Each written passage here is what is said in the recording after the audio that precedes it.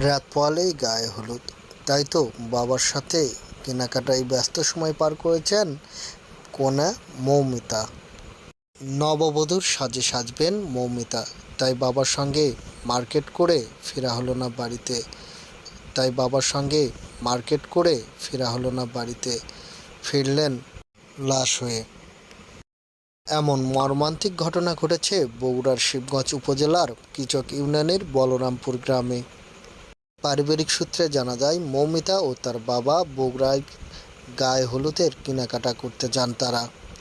কিন্তু হঠাৎ করেই মৌমিতা অসুস্থ হয়ে পড়েন, যার কারণে তাকে বগুড়া টিএমএসএস হাসপাতালে নিলে কর্তব্যরত ডাক্তার তাকে মৃত বলে ঘোষণা করেন।